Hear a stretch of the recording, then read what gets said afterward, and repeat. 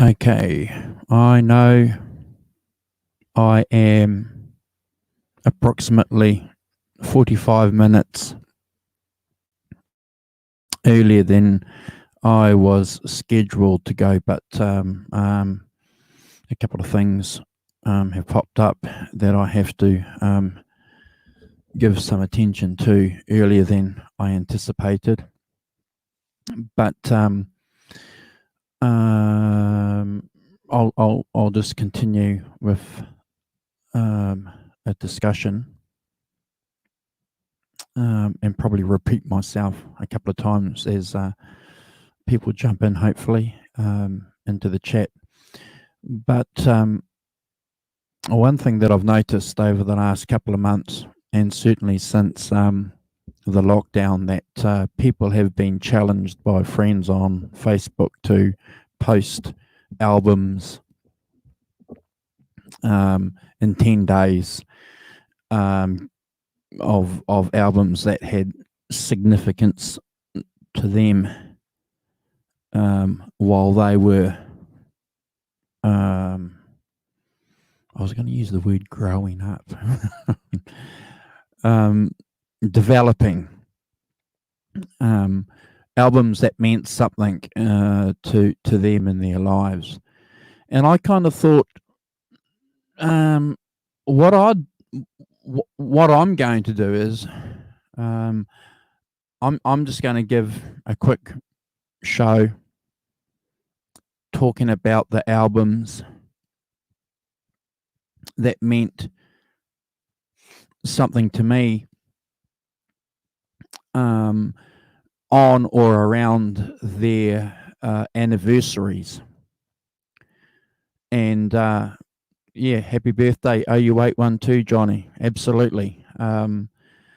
So like a lot of Van Halen fans, OU812 was a benchmark, and certainly an album that meant something for me when I first heard it, and continues to be an important album in my record collection.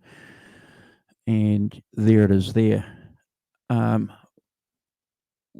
of the interesting things for me about the album was the single "When It's Love."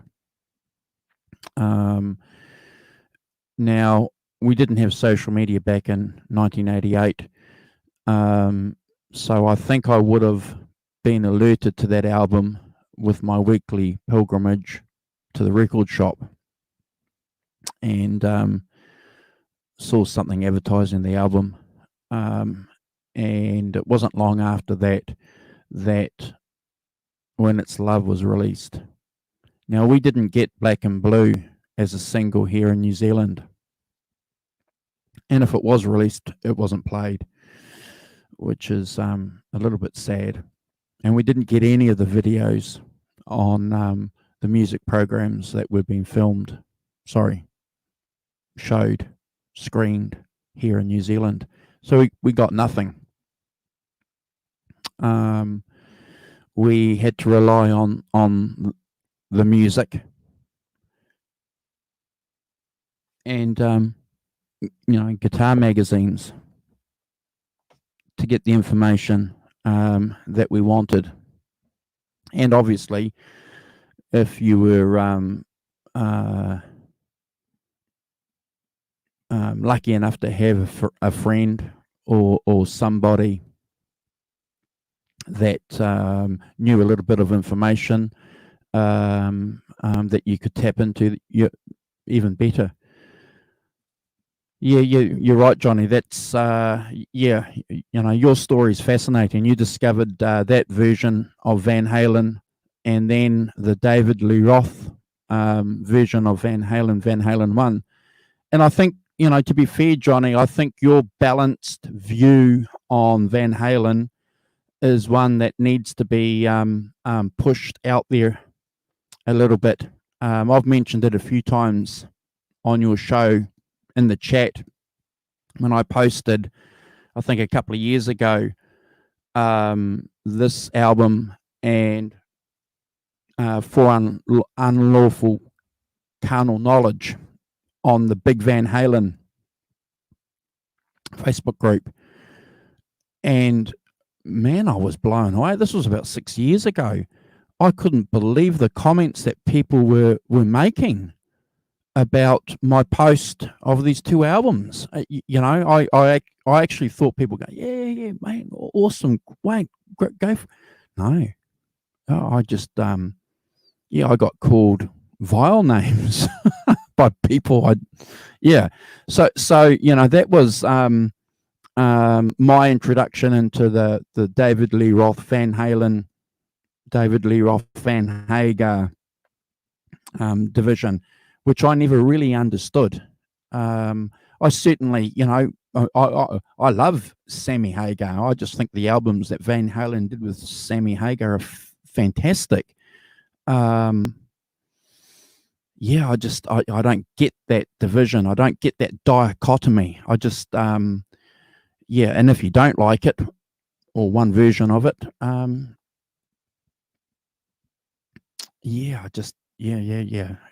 not a cool thing. One thing that we discussed on our show last night with Simon and Chad from Canada, if you look at the Rolling Stones, Brian Jones and Mick Taylor, the guitar players, and Ronnie Wood, who's the current guitar player, Stones fans don't berate each other, bash each other over their heads, abuse each other. Oh, what version of the Rolling Stones do you like? Is it the Mick versus the Brian Jones or the Ronnie Wood? So I don't get it. I have a Van Halen Facebook group, and the fights. Yeah, I know. I'm in that group, Johnny, and I don't participate in the comments.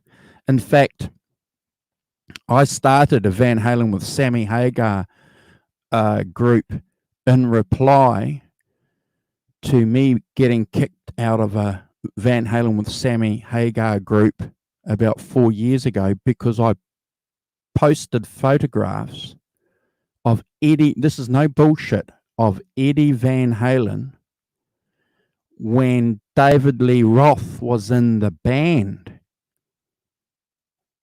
Now, work that out. I couldn't post pictures from the Diver Down tour on a Van Halen with Sammy Hagar group because that's when Sammy wasn't in the band. That's when I realized, this is weird. So I went out and started my own and plastered that on their group saying, here, join this group. And in a kind of weird kind of way, it sort of took off without me really wanting to do the group, but just was my reaction to say, you guys are weirdos. But again, I suppose when it comes to music, we should celebrate the fact that at least people are passionate about something, which is probably a good thing during these difficult times. But no, I don't participate in those conversations at all, or discussions. I think it's comical, that I'm just here for the popcorn. I'm here with my popcorn for the comments, meme that you see around. Yeah, that's me sometimes. I think it's fascinating. You just go through and read the comments, and by people who really, if I can say this, don't know anything about the music. So OU812 for me, benchmark album. Probably the one that I dissected the most. I remember getting 5150 when that came out and just listening to it.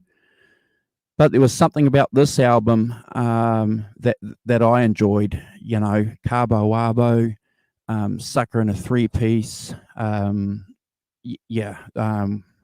When It's Love, I just could hear so much going on in that song. Now, being a Clapton nut, it was no surprise, because early on, if you were reading some of the articles, Eddie made it quite clear that he was inspired by Eric Clapton. So you could hear that. And for me, that was really pleasant, to be able to hear some of these Clapton riffs. And what's really interesting is that this album came out in '88, and a year later, Clapton releases Journeyman, and again, there's some similarities going on there.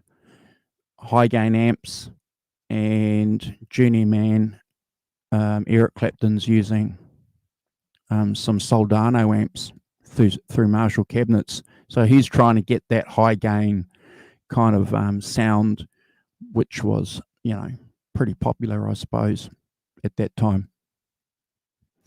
So, yeah, like I was saying earlier, on Facebook, people are posting 10 albums in 10 days of albums that meant something to them. My decision this year was to talk about albums that meant something to me on or around their anniversary date. A couple of weeks ago, I did the Rolling Stones Exile on Main Street. And today, it's OU812. Now that's 30, how many years? 1988, 2020. Yeah, that's a long time. So I was about 21. I think I'd just turned 21 when I heard that album. And none of my friends at the time liked it, which is really interesting. Yeah. So I was the only one listening to that album. None of my friends at all liked it. They were listening. The guys that I was hanging out with, who I grew up with, who had been listening to the earlier Van Halen albums, were just focused on pop music at the time. I remember, radio music, which again isn't that bad. 1988, pop music was pretty good. Yeah, 32. Yeah, good on you. Okay. I didn't want to say that, Johnny, but certainly, 30. Wow. So I look forward to a lot of shows next year, because next year will be the 30th anniversary for Unlawful Carnal Knowledge. So yeah, that's going to be an interesting year, and hopefully some Van Halen nuts will get on and do some shows. But I was watching your show from work, Johnny. I was about an hour late, so I couldn't keep up with the comments. But I asked you guys, and I'm only halfway through it, but I will watch it, because anything that you do with Rob is fascinating. I love it. And I take my hat off to you guys, because the information that you guys have, that you pass on freely to guys like me and everyone else, it's just fascinating. And I appreciate it. You have to remember, in 1988, no one knew. I didn't know what wet, dry, wet was. No one knew. We had to get the guitar magazines a couple of years later to find out what wet, dry, wet meant. We were listening to this album. It sounded different from the first couple of albums, that he did with David Lee Roth. We knew the effects that he was using, but we were trying to work out. I remember having conversations with guys a couple of years later. There's no phaser in this album, so how's he getting this sound? No one knew about the effects that he was using, the delays that he was using, until, again, a couple of years later. And this is a common theme of the shows that I do, Johnny, with Simon. We didn't have YouTube back then, so the information that we were relying on came from radio stations. If there was an interview, your friends, or magazines. That's how you got your information. Now, if you want to know what wet, dry, wet is, you just jump on and you can find 50 videos of guys explaining it in detail. Which is fantastic. But yeah, none of my friends were listening to this album at all. I was, because I was a Van Halen nut. I could never play like Van Halen. I could do a couple of Clapton licks. I could pull off a couple of blues licks. I could pull off a couple of Stevie Ray Vaughan licks, but I couldn't do Van Halen, and I still can't. I pretend. I have a couple of guitars. I have a couple of amp simulations set up, and play a couple of chords to his solos. But just a influential guy, just someone that I love dearly, and I've never met the guy, but that's the power of music. And it sounds like a cliche, but the good thing about an album or a song is that it's where you were at the time. Every Van Halen fan knows the first time when they heard Eruption. I remember the first time I heard 5150, and I certainly remember the first time when I took this album home and dropped it on the turntable and thought, wow. So I bought the record first, and then I went back to the record shop and I bought the cassette. I wasn't buying CDs in '88. I think I was getting CDs in '89, because, just trying to remember, I think Appetite for Destruction was one of the first CDs that I bought, and I think that came out in, oh man, I can't remember. Was it '88 or '89? I should jump on. But phenomenal album. I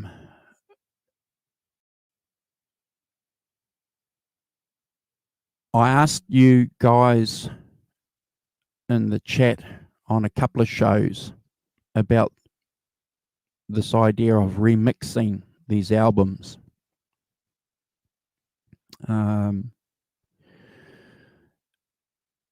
I don't know, Johnny, if you know anything, or if you have your contacts told you, but it'll be interesting to see if they remix this or remaster it. I just read today that one of the reasons why there's no bass on this album, and clearly there isn't when you compare it to the other albums. Anyway, one of the reasons why there's no bass on this album, it's apparently the Van Halens were having problems with Michael Anthony. So whether or not that's true, there are remasters available from Japan. I listened to a couple of them on YouTube, Johnny. There's a couple of channels that have them remastered, and that Greatest Hits album that came out a few years ago, apparently the songs that were on OU812 are remastered versions of the original songs. So, but it would be good. It would be, a smart business move by Eddie, to come, look, I don't know what's going on in his life, but the remaster remastered issue of OU812 with the demo tapes and, 10 other songs or 5 other songs that they recorded in or around, that album that everybody seems to do these days. You get the Super Deluxe, which has got 40 songs, and then you get the Deluxe, which has got 5 songs, and then you've got the remastered, which is just the original album. I just, as a Van Halen fan, sort of scratch my head going, why wouldn't you do that? For unlawful carnal knowledge, why wouldn't you, do that? So, I think the bass issue is because the production back then was very thin. Yeah. Look, I agree with you, Johnny. And that's one of the great things about, social media and these shows, because I had never heard that for 20 years or 25 years, never heard that they were having an issue with Michael Anthony back then. But you know what happens, someone says something and then all of a sudden it's around the internet, or someone can whack a comment on a Wikipedia post and then, 50,000 people are saying it. But I think it's a product, certainly a product of its time. But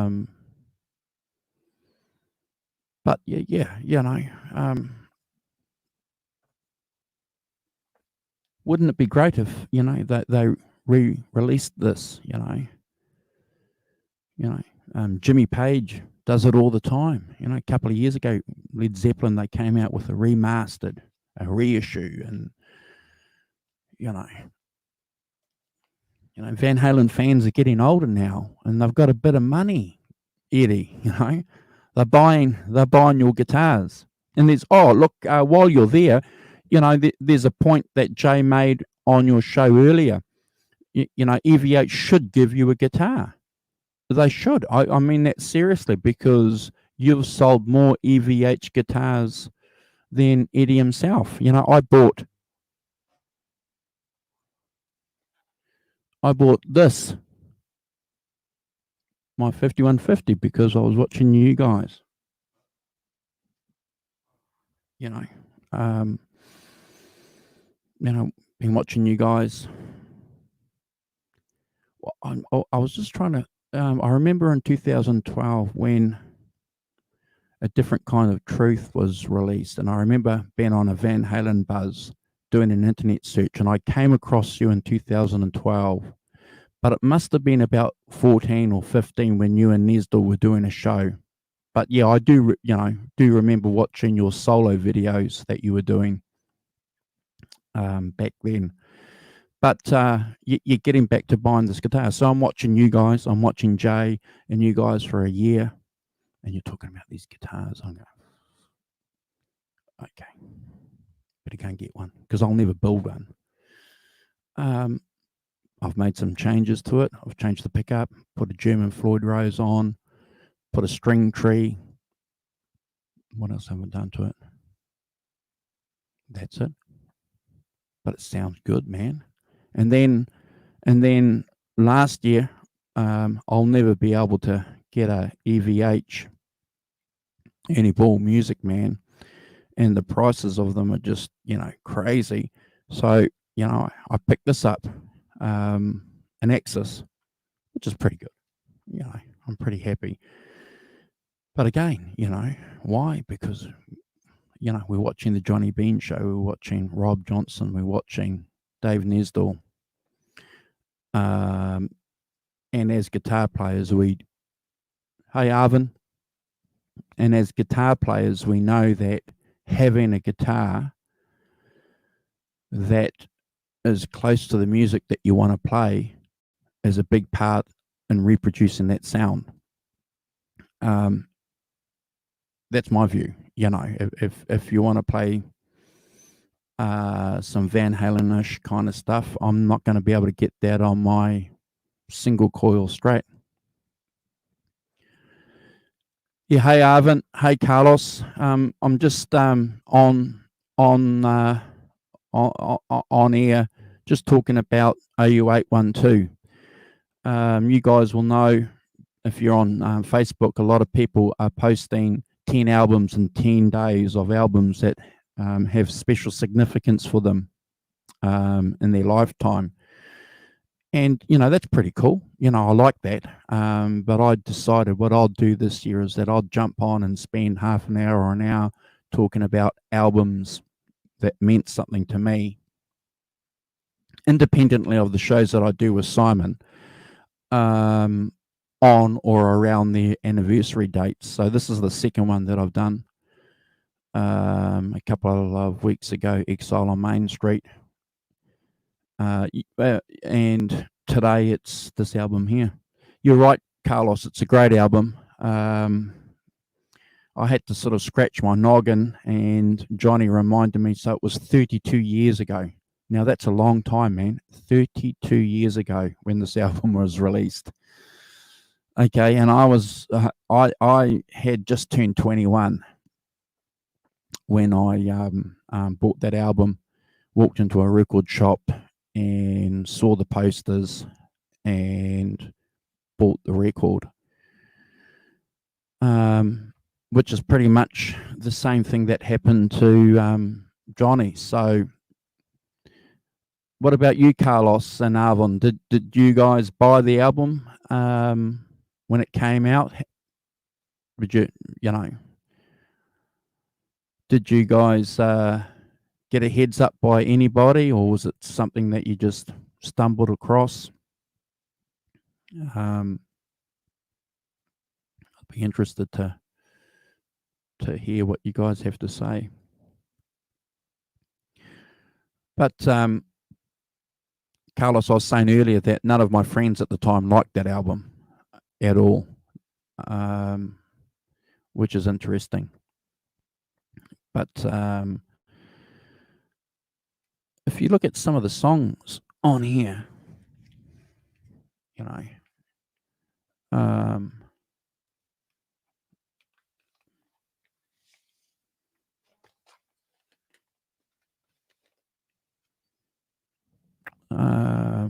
AFU, Black and Blue, which is just, been one of my favorite songs forever. Feels So Good, Cabo Wabo, Finish What You Started. That introduction to that song is just so unusual, isn't it? Mine or Mine, Source of Infection, Sucker in a Three-Piece, and that's just great. When It's Love. Yeah, pretty much a masterpiece.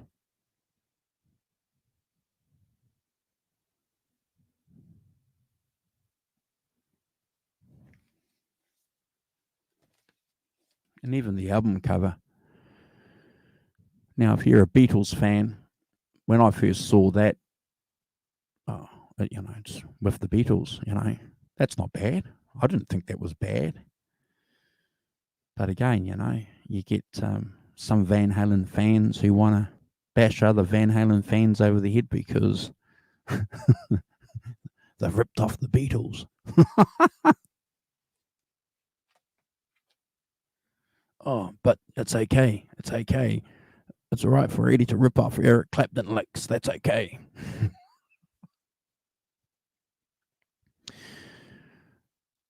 I was shocked when I saw it in the record shop. Had no idea it was coming out. Yeah, you're right there, Johnny. And Carlos bought it on a cassette, and he saw it in the record shop too. Yeah, it's interesting. So Carlos was 18 years old and bought it on a cassette. Oh, okay. So you're not much younger than me, brother. So that's pretty cool. That's good. My grey beard though is giving the game away though.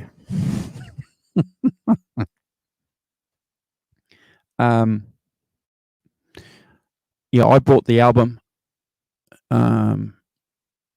probably on a Friday night. It would have been on a Friday night, and on the Saturday went and got the cassette the next day to have in my car.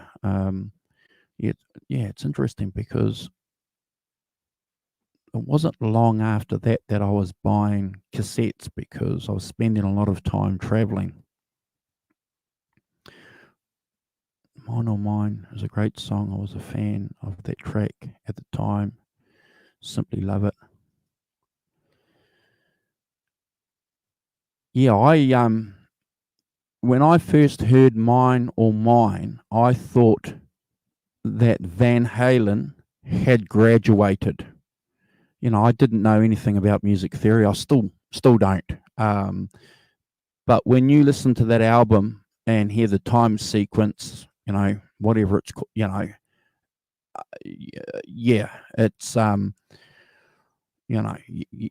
it's an album that a song that indicates that they had grown in musical theory. There was something going on. And Johnny, being a professional musician, would probably know the time signature or the time.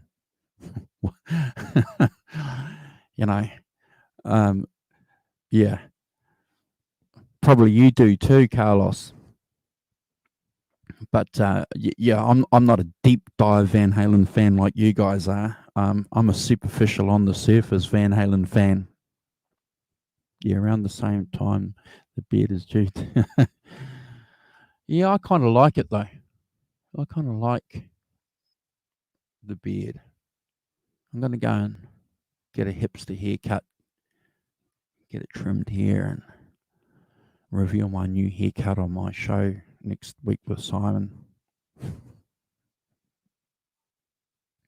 But yeah, how long have I been in? 30 minutes. Appreciate you guys jumping in. Like I said earlier, this is my way of just wasting a bit of time, hanging out with you cats, talking about an album that means something to me. A little bit earlier on, Carlos, I was asking Johnny about the remastering of these albums that Van Halen did with Sammy. It would be good if they could. And, Johnny's reminded us that, the Japanese have got remastered versions and there's YouTube channels out there that have them. And, that's good to stream if you want to hear something a little bit different. But as Van Halen fans, wouldn't it be great if they repackaged that, like Oasis, will come out with What's the Story, Morning Glory, and there'll be 10 songs on there, some demos and maybe some live songs that they did somewhere, and, ask for $30, $30. Carlos, well, $30. Johnny, $30. Andrew, $30. Yeah, I just think from a fan perspective, the Van Halens are missing out on making a shitload more of money, shitload more money. They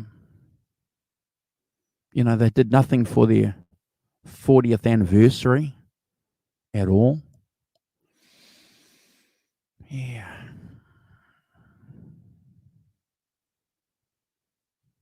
Yeah, the lyrics are great. Yeah, well, again, that's another thing that Sammy gets slammed for. I love his lyrics. I can't fault them. Wham Bam Amsterdam. Well, it's just a party song. What do you do when you go to Amsterdam? Yeah, I can't fault Sammy's lyrics. I think they fit well, and it's like Eddie says in a lot of interviews. They've grown up, they've changed as a band. They're discovering things about themselves as men that they want to reflect through their music. Isn't that great? We don't want to be listening to 5 versions of Fair Warning like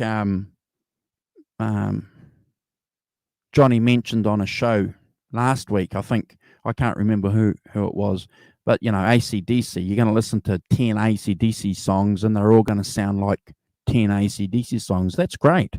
That's fine. But some of the bands we listen to, we want to hear a progression. We want to hear them develop. We want to hear the lyrics change. We want to hear. I do. I want to hear. It's like the Beatles. They've progressed. They went from being a solid guitar band to experimenting with lots of music, lots of instruments, lots of recording techniques, and then release an album, their last album, going back to their roots. So why would you, again, if you're a music fan, why would you falter a band who are developing? G'day Deja Voodoo. Thanks for joining us. I'll just read your comment here. If EVH were peaking in this digital age, would he have still stood above the sonic pack with his tweaks, hacks, and innovations pushing digital air? Man, what a question. I can't answer that question at the moment. Maybe got to run. Cheers, Johnny. Thanks for hanging out. Always a pleasure. You got an opinion on that, Carlos? Avon, if you're still here in the chat, if EVH was peaking in this digital age, would he have still stood above the sonic pack? Man,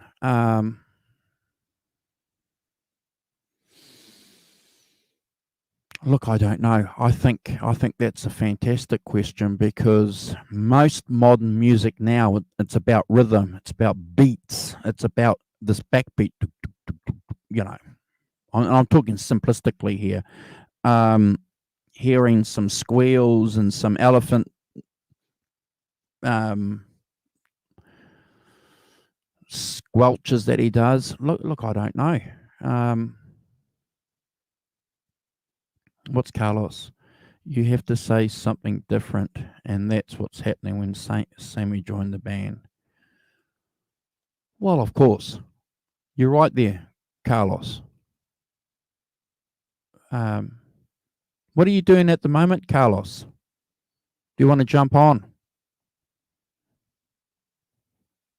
Do you want me to send you a link?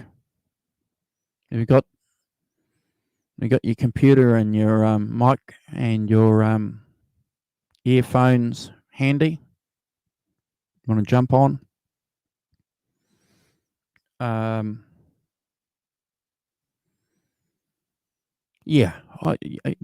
I just I can't see. I don't see the two bands as big dichotomies. It's never been a this or that. It was. I'll take both versions of the band.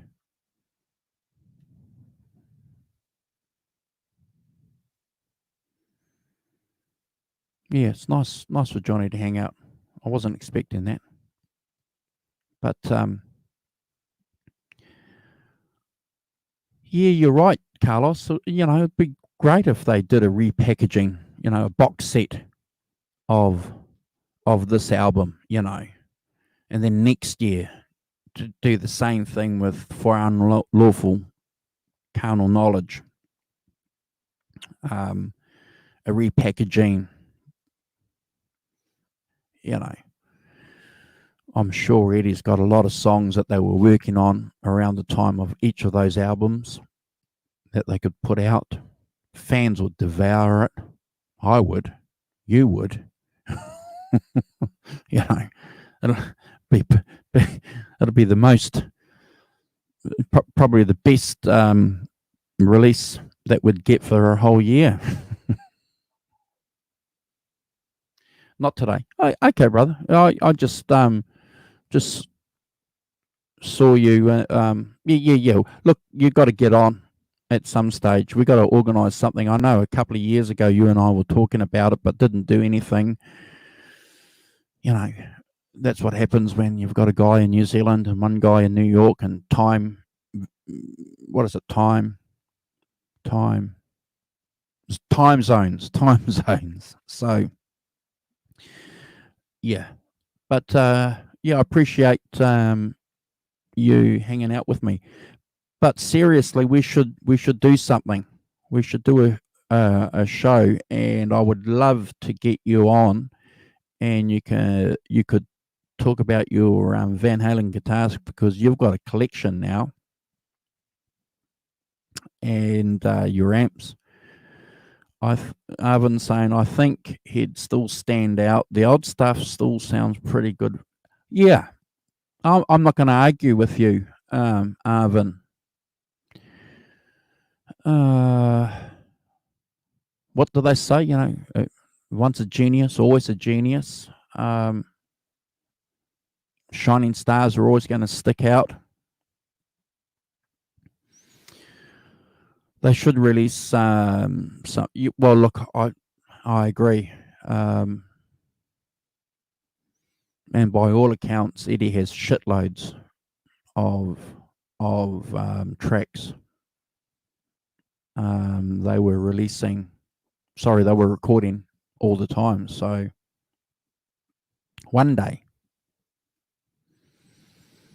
Yes. Okay. So Arvin's agreeing, Carlos, that once a star, always a star. So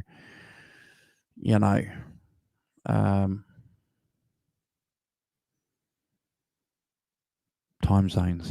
Yeah.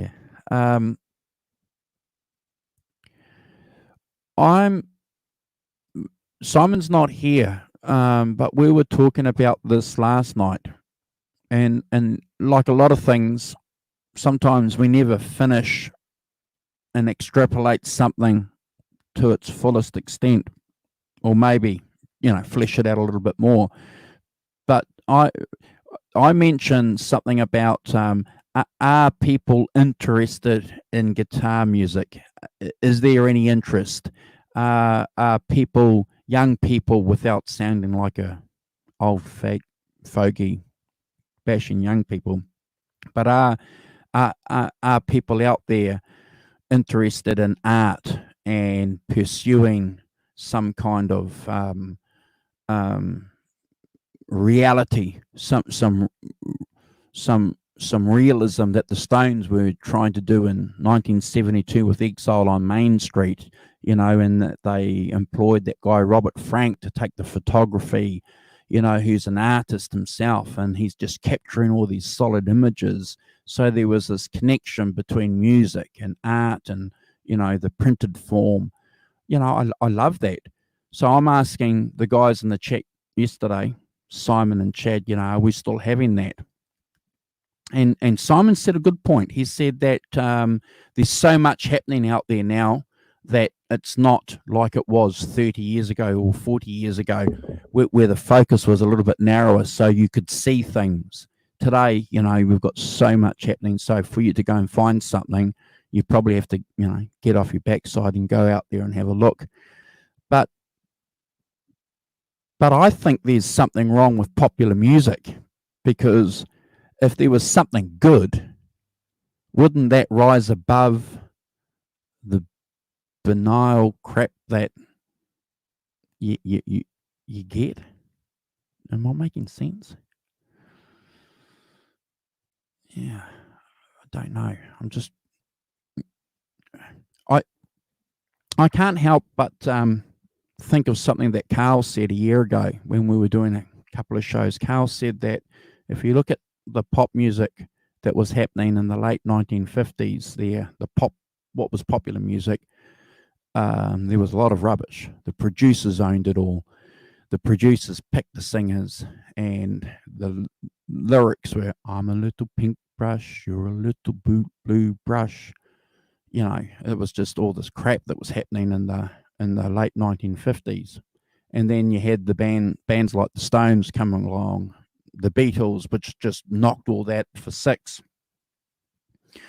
and then took over. And Carl said, well, you've got that same situation today. You've got producers, writing the songs, producing the songs, picking somebody because they look good. You'll sing the song and go out there and sell that song, make $1 million, sell it for $1 million, whatever.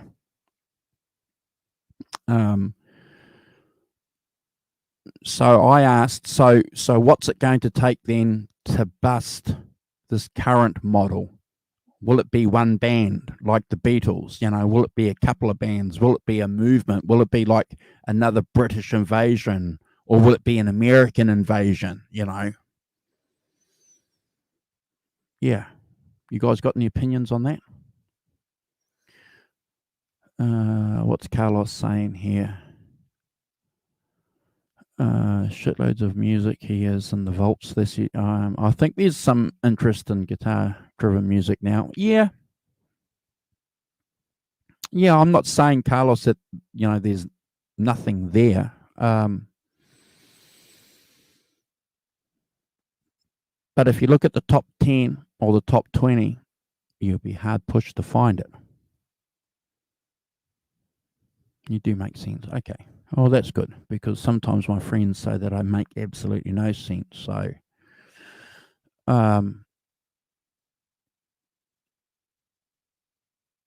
just if you look at the top 10, is there any guitar music? When was the last young guitarist that was any good? John Mayer, and he had to hide his blues roots by writing a song called Your Body is a Wonderland. What's Arvin saying here? Yeah, you'd think people would be starved enough for the good stuff that if you got the same big marketing that some of it used to get, it'll go over people's heads. Yeah.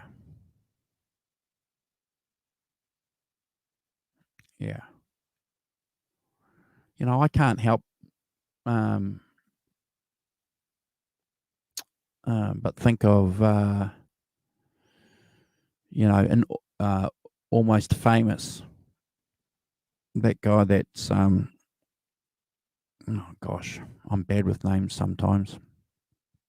The guy that died, who's acting as the Cream writer, who's the mentor of the young guy, Lester Bangs. So there's a wonderful scene there where Lester Bangs is talking about what rock music was, how it was freedom, and it meant something. It was saying something. It was a vehicle for people, and then the journalists and the recording industry took it over, and they want to strip it of its freedom, of its energy. And I thought, wow. It's pretty much summing up the music industry today.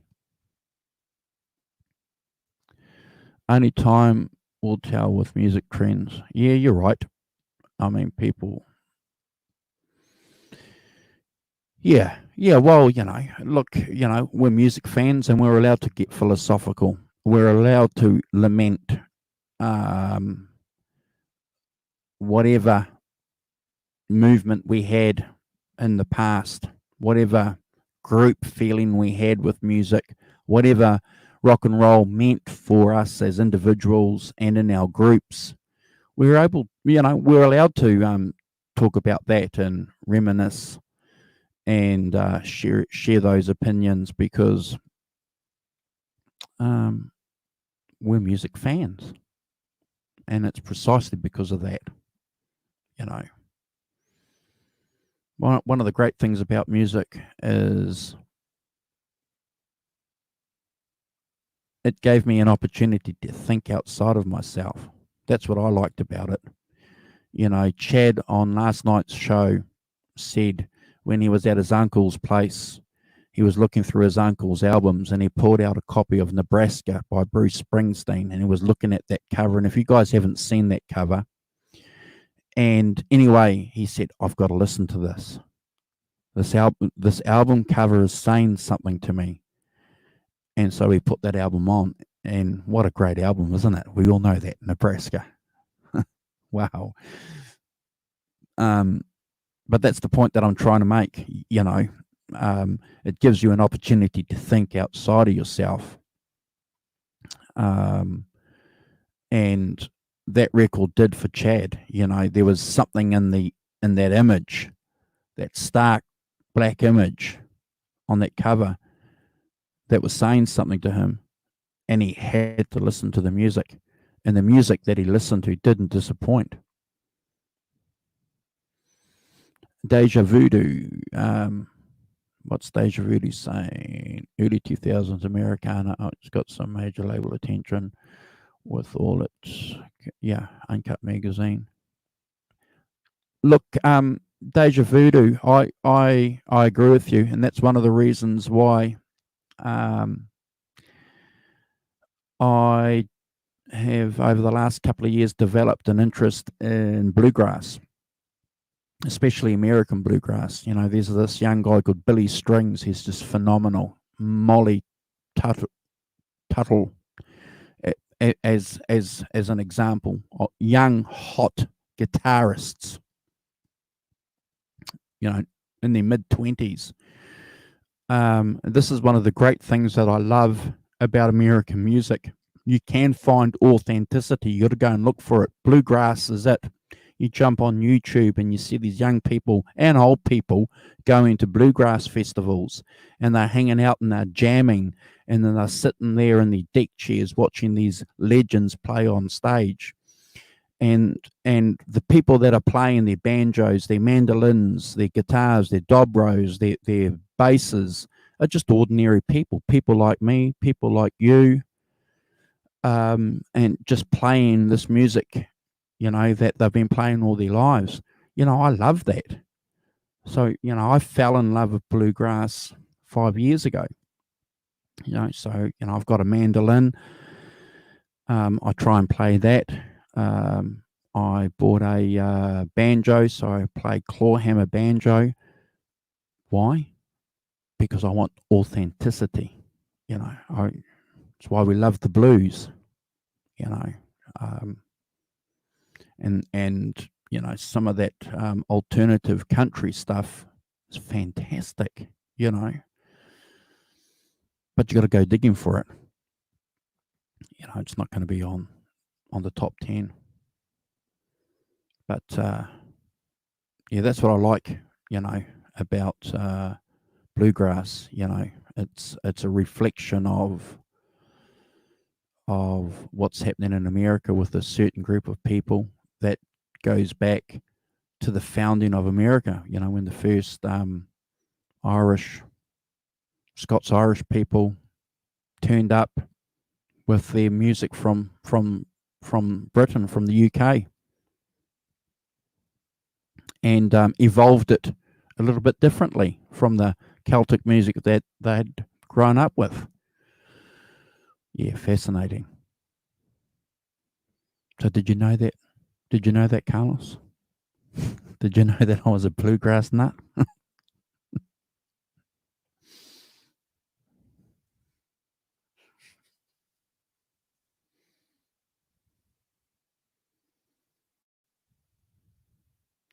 And to be fair, you know, you got to be pretty good to play those acoustic instruments.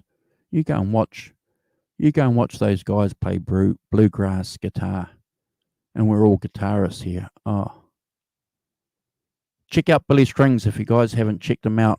He's phenomenal. He's yeah. Anyway, guys, I've been on for an hour. I don't know if I'm going to keep this video up. To be fair, I might just keep it on private, because I've got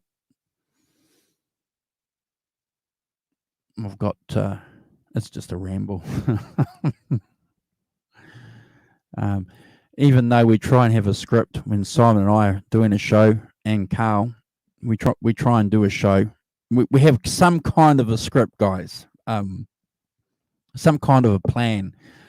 Very seldom do they run to the plan, because we don't want to have any confines on what we're doing. We're just 4 guys hanging out, you know, at a cafe.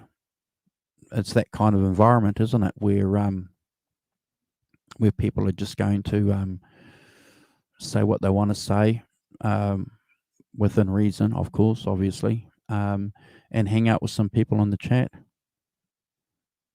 No, you didn't know, did you? Yeah. Yeah, bluegrass. It's fascinating. Yeah,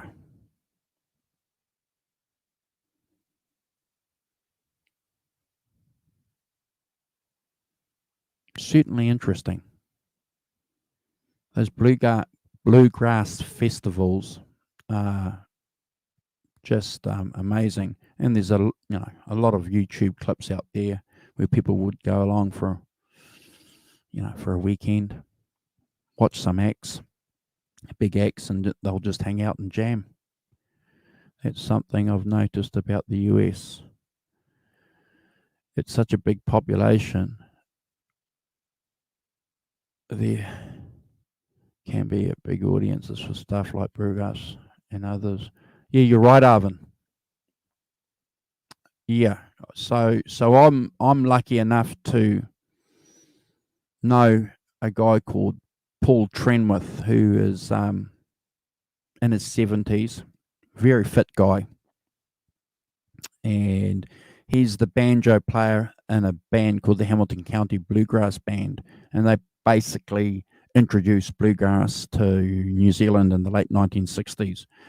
And he goes to Australia, for gigs, but he's played at the Grand Ole Opry. He's toured America, and he said the same thing. In fact, he told me that he went somewhere, I forget, but it was around the Appalachian Mountains. Sorry, for not being able to give you the precise detail, but he said that one of his American friends took him somewhere and introduced him to a guy, and the guy who was playing the guitar that he was being introduced to hadn't, and he was in his 80s, hadn't been more than 20 miles in his life from the cabin that that they were playing at, and that's a true story.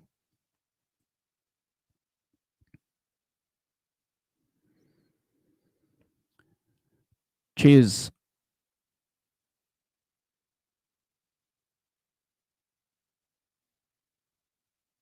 Cheers, Carlos. Carlos is off. Who's in the chat? I got one person in the chat. Is that you, Arvon? Yeah, you're right. I've never been to North America. I'm lucky that I've got a lot of close friends who've shared some of their experiences. Carl is one of them. He's many times he said to me, you just have no idea, Andrew, how big America is. And he spent 10, 15 years there.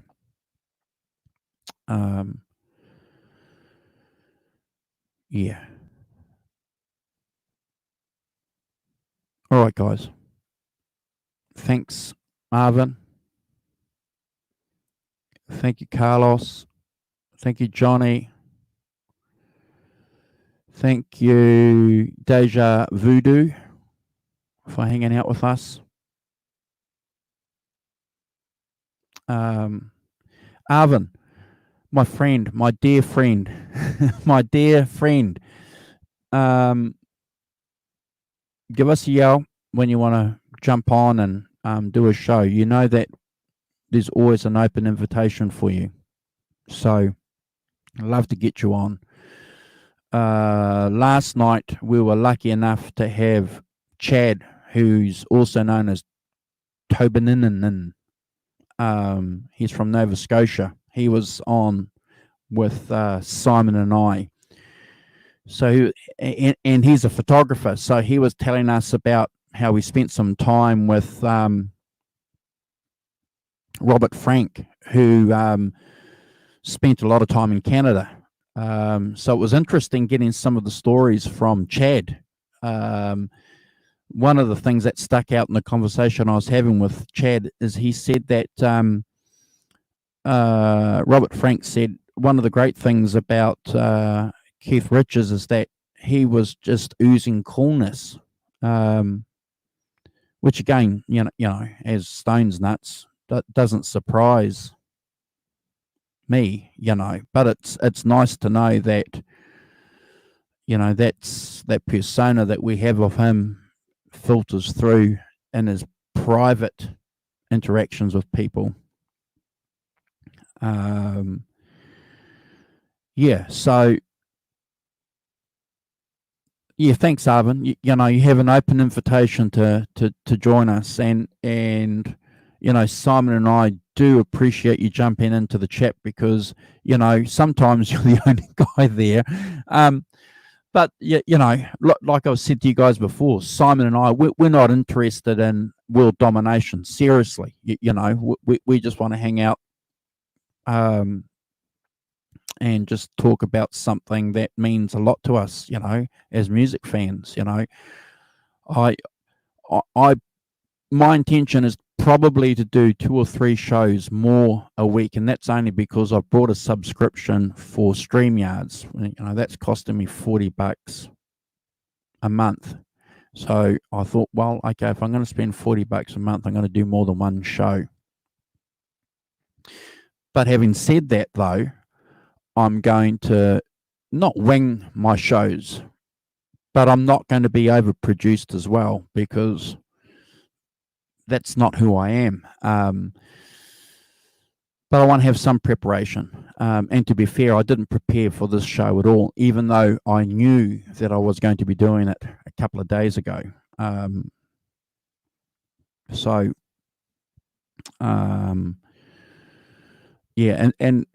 while I have a pretty good memory of a lot of things, how many things can you remember in an hour's conversation? You know, you don't want to be sort of like, and this happened and that happened and this happened and that happened, and you know, that's not how I want to do anything. I want to have a conversation, and if you can only talk about one point and the other 5 points that you've made mental notes or you've jotted down on your piece of paper to talk about,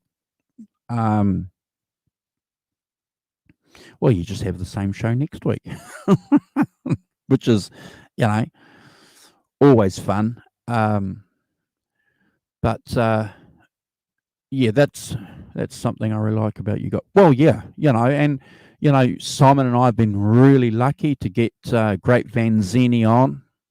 Very interesting guy. You know, just fantastic. You know, this bass player in Portland, a photographer who's been around the music scene.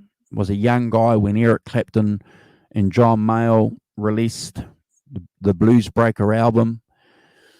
Was listening to Mike Bloomfield when you know, he was releasing it. You know, saw the Beatles on television. You know, this is stuff that we're lucky enough to get. You know, I'm wow. You know, I can say I've had a chat with a guy that was participating in something that happened in, you know, popular modern culture that had huge significance. And then, you know, Chad jumps in the chat saying, you know, that he hung out with Robert Frank and he's got some stories to talk about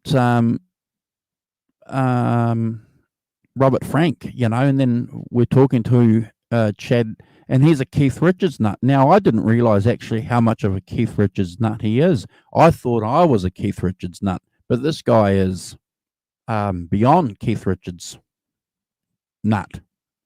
He's on another level.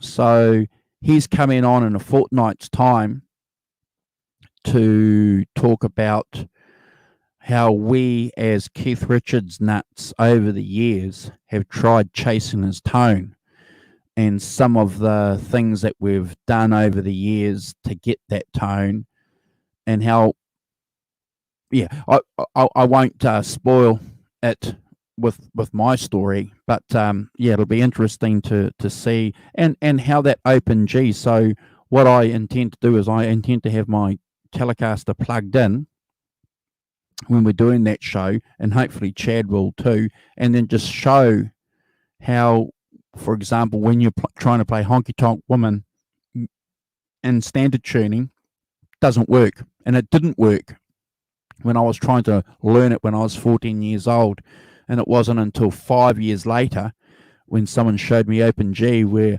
oh, that's why Honky Tonk Woman sounds like it is, like it does, because it's, this tuning. Always a fan of the conversational tangents. Yeah. We were lucky enough to get Ramon on a couple of weeks ago too. And, guess what? He sent me, he wants to come back on. Yeah. Yeah, so we're going to organize another show, because he didn't get to talk about half the things that he wanted to talk about. He wanted to talk about his Navigator guitars. I don't know if you're familiar with his channel, but one of the guys that does a lot of the videos on his channel is a guy called Bob. He's got a wonderful collection of Gibson guitars, and he was going to talk about Bob. So, now this is a guy, Bob, who was in the British blues scene in the late 1960s too. He was watching Free. He saw Clapton. Wow. Yeah, these are the guys that, we want to talk to. Yeah, you're right, Arvin. Yeah, so, and it's nice that they want to, that they want to participate, isn't it? I'll be looking forward to it. But yeah, that's my plan, Arvin, is to do at least 2 shows a week, but have something to say. But also be dictated to by you guys in the chat as well, because that's what I like about Ben Coombs. I really, really like that about Ben, is that hey Simon, I've just been talking about you.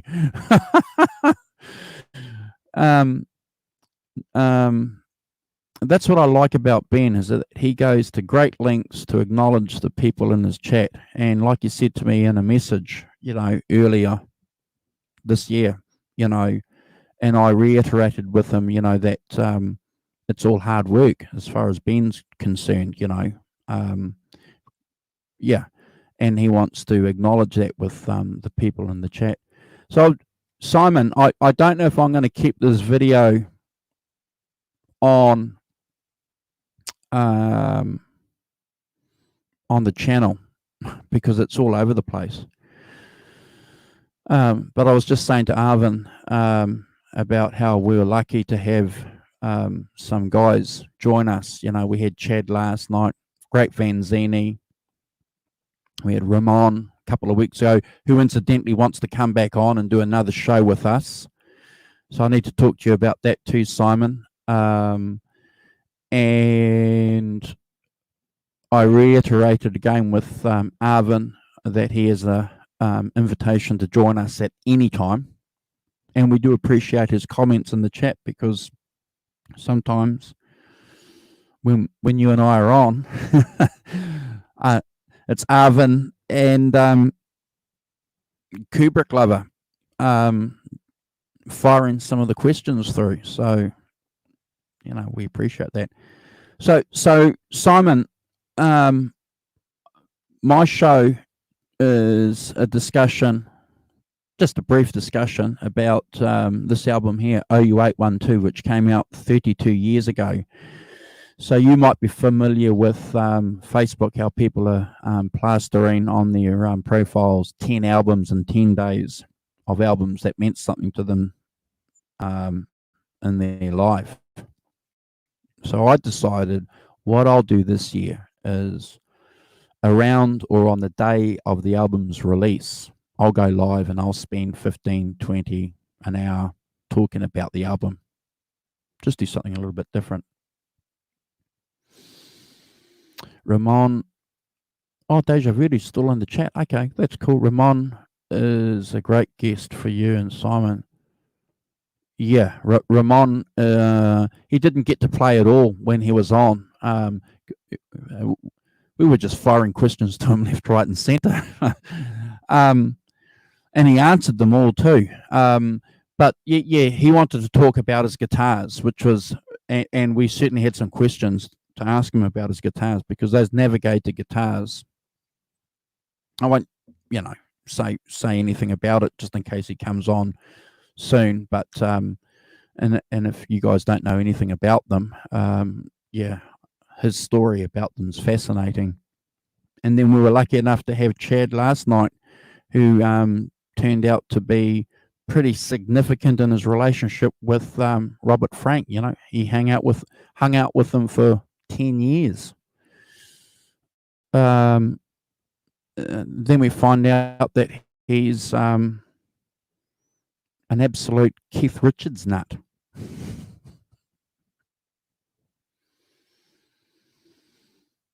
Yeah. So he's going to jump on with Simon and I, not this Sunday, next Sunday, and talk about the tone quest with trying to find the Keith Richards sound over the years, which is pretty good, because I don't think we've done that. We've spoken about the Stones and we've spoken about albums, but we've never really sort of discussed what Open G is for us as guitar players, how that, discovering that, and the significance of that if you are a Keith Richards or a Rolling Stones nut.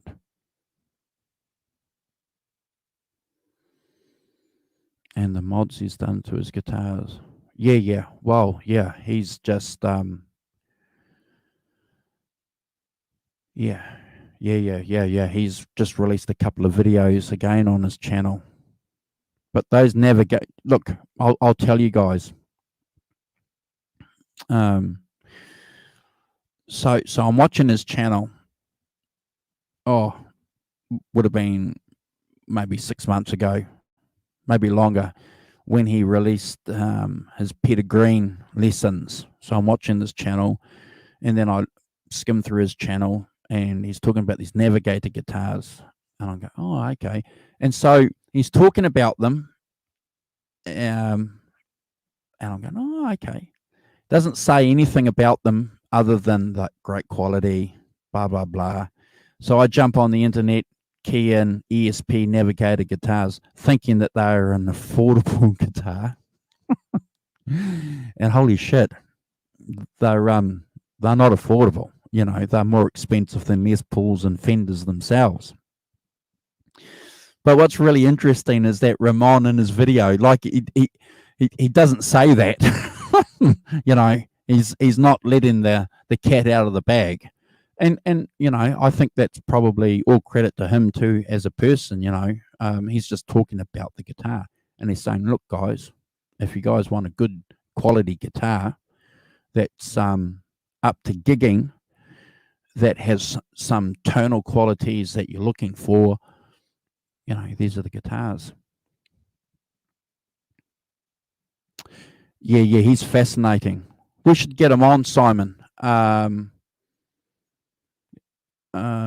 Yeah, I think he gets. Yeah, well, yeah, he's got some contacts somewhere. What did he say? One of those Les Pauls. No, one of those. Oh, one of his guitars. I can't remember. It was like £2,500. Wow.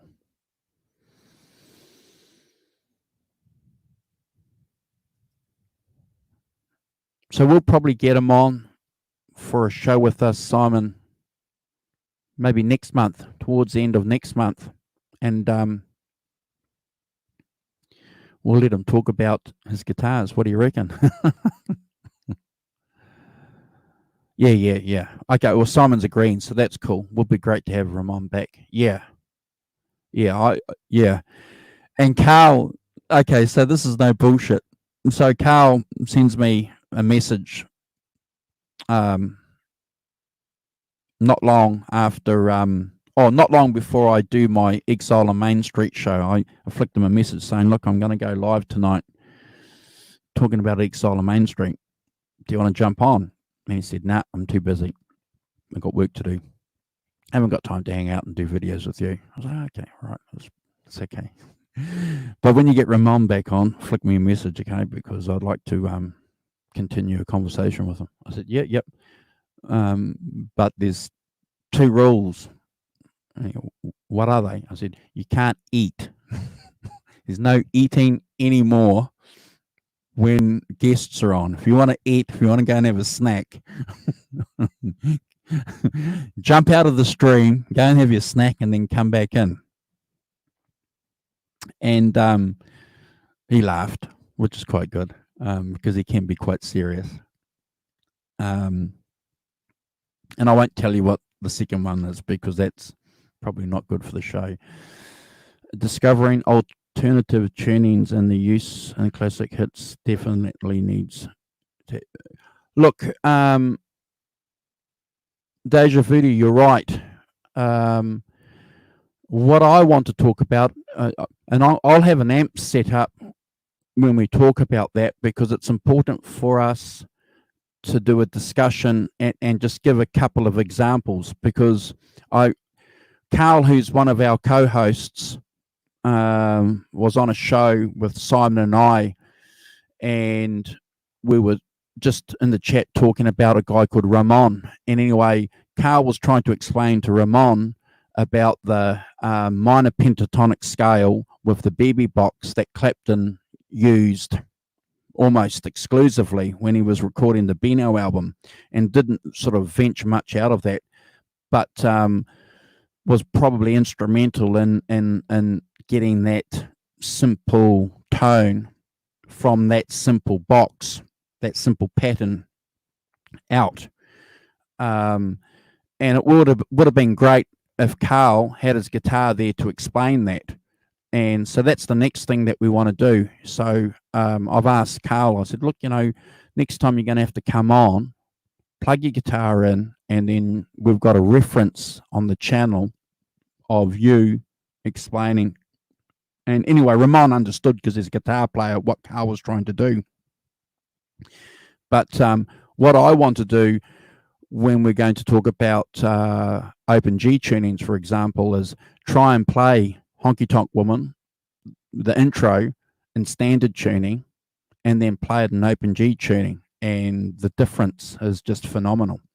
And what's real easy is the open G tuning. But having said that, without giving too much away, if you guys don't already know, because you haven't played, because, well, what's the point? What am I trying to say here? If you guys haven't played an open G tuning, what open G tuning does, if you're a rhythm guitarist, is it forces you to actually slow down. You have to play behind the beat, which is completely different to what you would be doing if you were playing a guitar in standard tuning, where you have to play on the beat. And when I started relearning a lot of these Stone songs playing open G, I noticed very quickly I had to slow down. to try and replicate the songs that you want to play. Does that make sense? I just want to go back here and check the chat. Probably Les Paul, £2,000. You're right, Simon. ESP navigators seem to be priced. Yeah. Well, they're expensive. Yeah, no eating. Yeah, that was funny. The poor bus, the poor cover bands trying to play. Yeah. Yeah, and there were a lot of them. I certainly remember, and I was in a few of those bands. Yeah. Yeah. There was a point in last night's show where our guest said that he discovered, and I believe him, but he discovered open G tuning by accident watching Keith Richards play in the early 1990s, before YouTube anyway, before YouTube was around. And he could hear when Keith strummed his Telecaster, that was clearly a G chord. So I think, anybody that's got the ability to do that is, wow.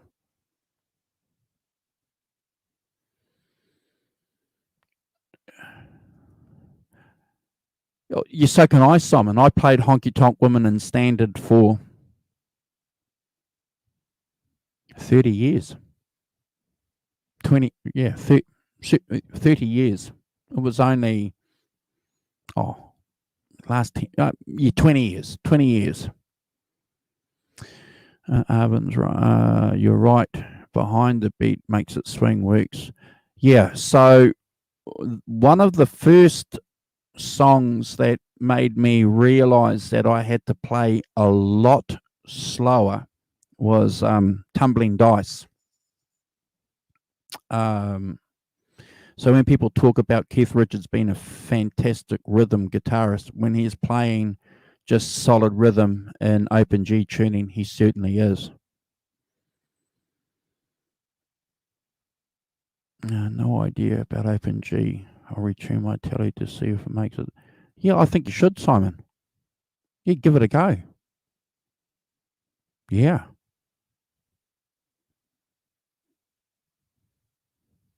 Anyway, guys, thanks for hanging out.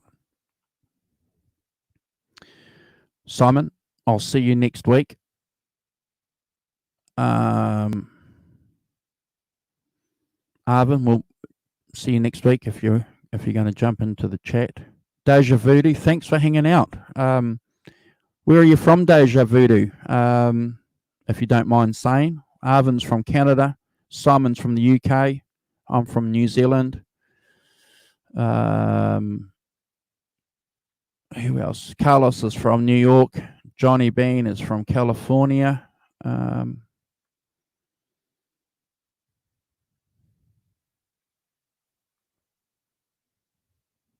you're right, Simon. Yeah,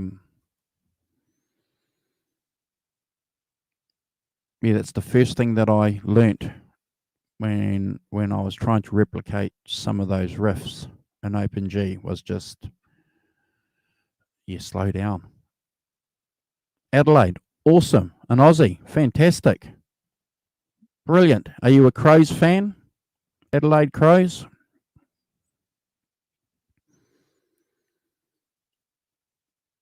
I'm a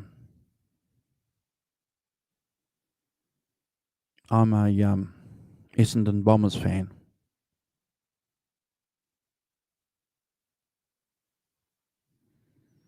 All right, guys.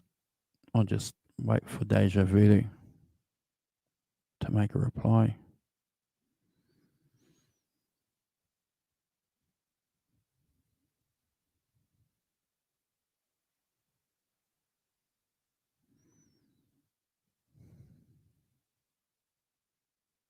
And I hope everyone keeps safe and stays safe. This thing's not over with. Isn't done yet, is it? It's going to be hanging around us for a while.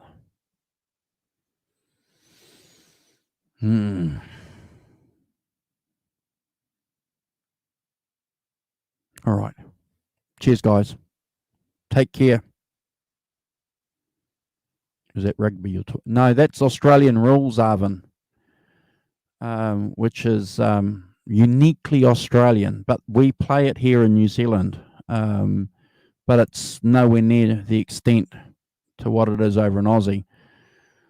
Aussie rules, I'll get 100,000 people to the MCG, easily to watch 2 club games. It's Look, if you're a sports fan like I am, I'll watch soccer, rugby, American football, Aussie rules, rugby league.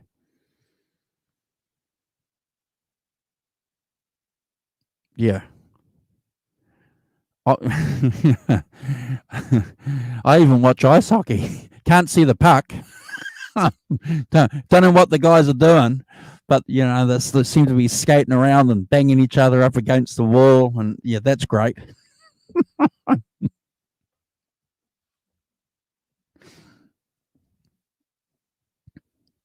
All right. See you guys later.